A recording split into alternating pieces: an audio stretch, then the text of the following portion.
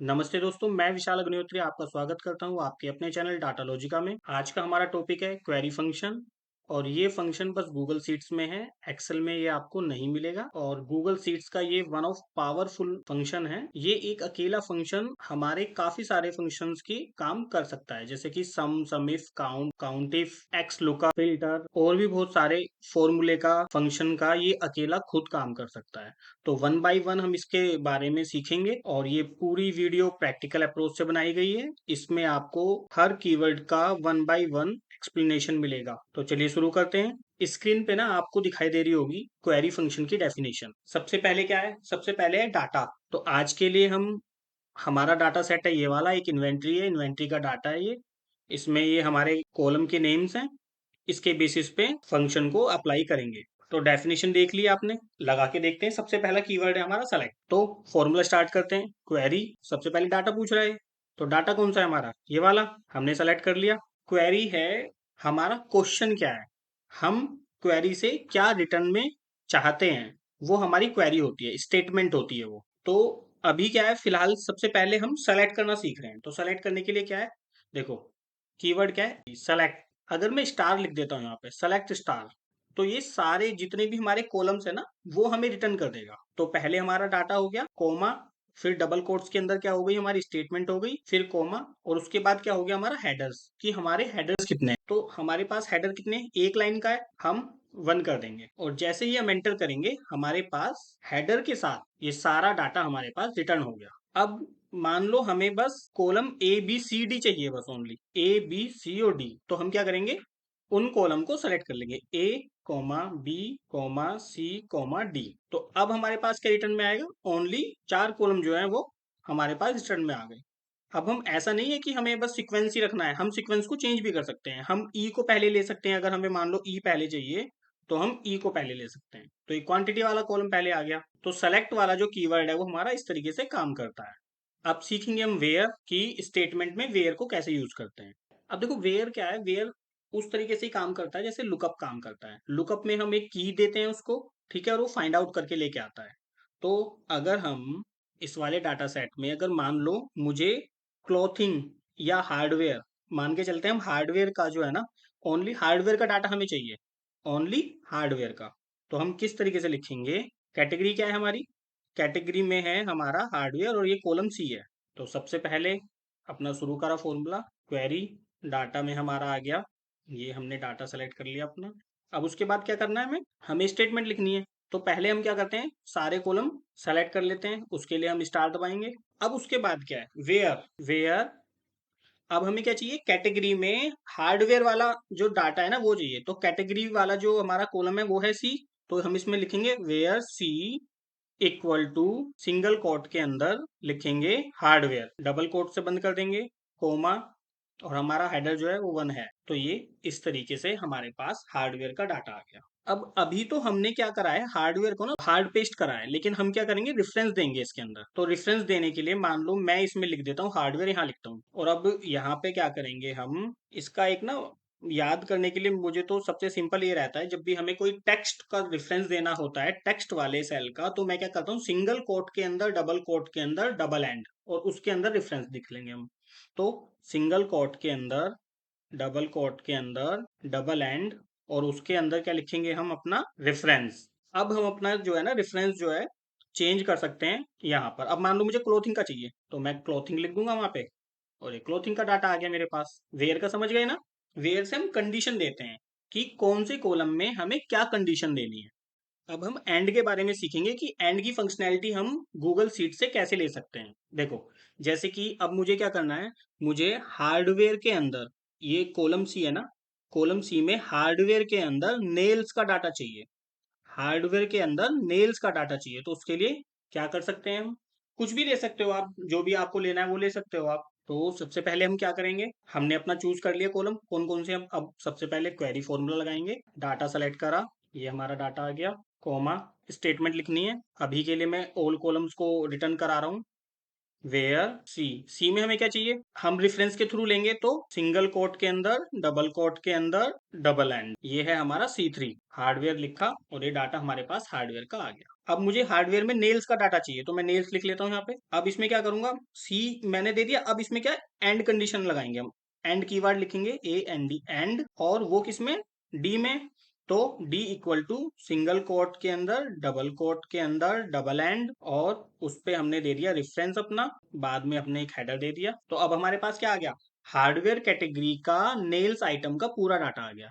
तो इस तरीके से क्या कर सकते हैं हम, इस तरीके से हम एंड फंक्शनैलिटी भी यूज कर सकते हैं क्वेरी फॉर्मूला में। उसके बाद क्या देखेंगे हम, उसके बाद देखेंगे हम और की फंक्शनैलिटी हम किस तरीके से यूज कर सकते हैं क्वेरी फॉर्मूला में। मैं फॉर्मूला यहाँ से कॉपी कर लेता हूँ जल्दी से, ताकि वीडियो लंबी ना हो। अब हमें क्या करना है, हमें फंक्शनैलिटी क्या देखनी है, और की फंक्शनैलिटी देखनी है। तो अब हम क्या करेंगे, जो हमारी कैटेगरी वाला कॉलम है ना, उसमें अब हम दो कैटेगरी का डाटा रिटर्न करेंगे। तो कैटेगरी वाला कौन सा हमारे पास वो है कॉलम, वो है C. Where C equal to single quote के अंदर, डबल कोट के अंदर, डबल एंड, और हम इसमें रेफरेंस दे देंगे अपना ये वाला। और अभी हम क्या लिखते हैं यहाँ पे, हार्डवेयर लिखते हैं।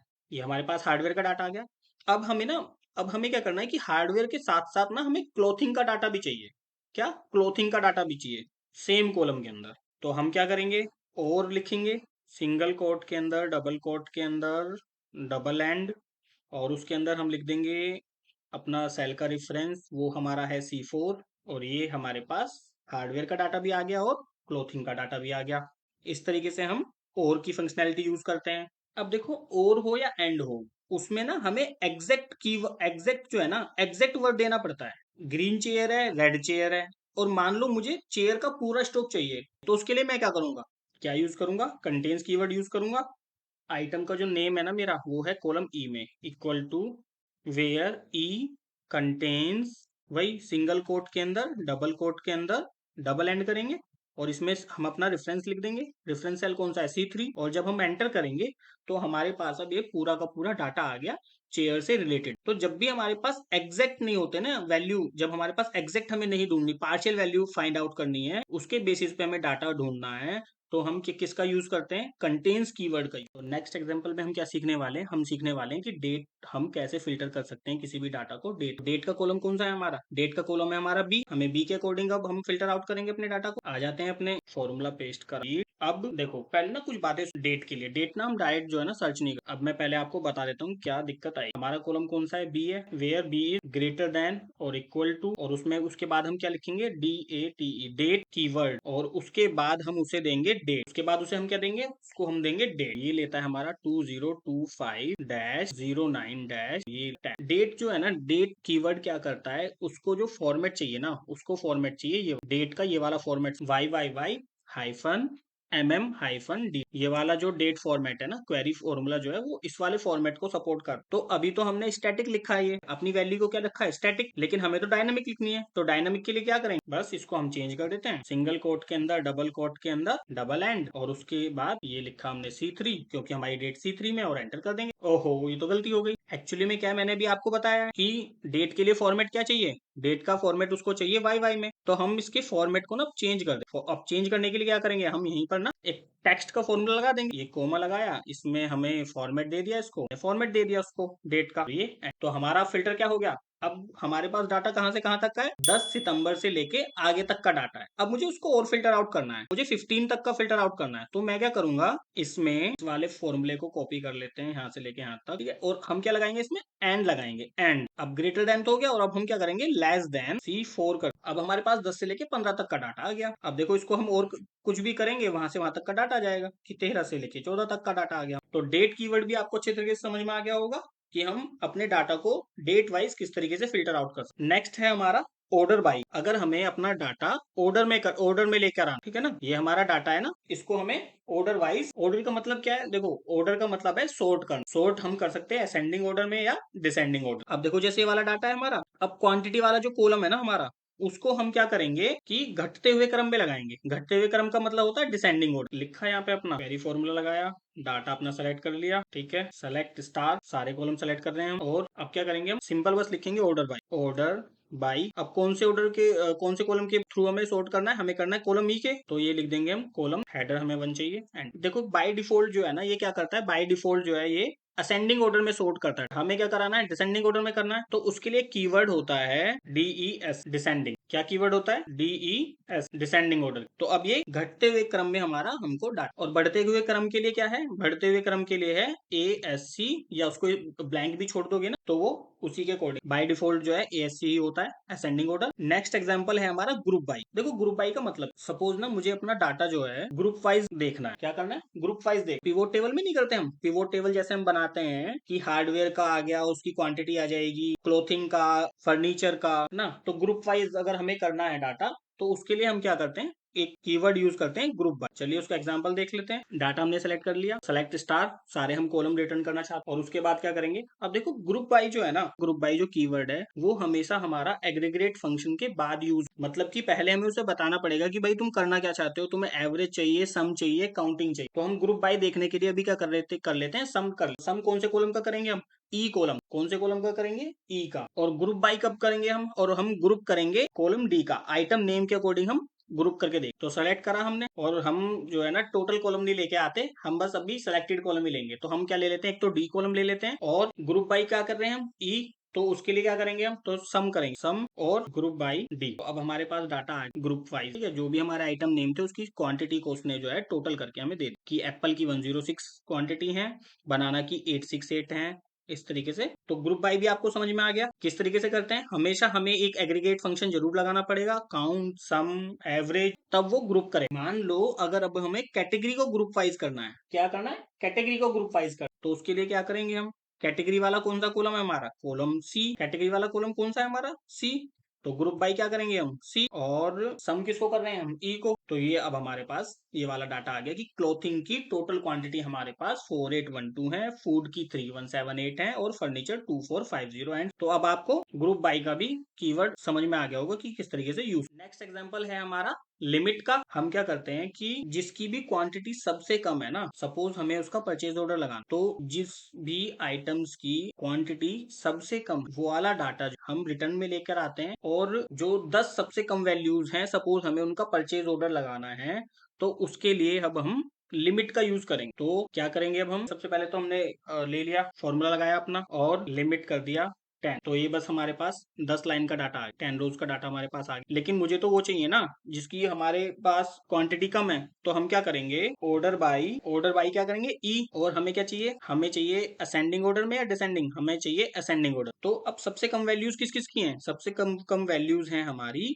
नोटबुक की, नेल्स की, काउच, नोटबुक की, नेल्स की, काउच की।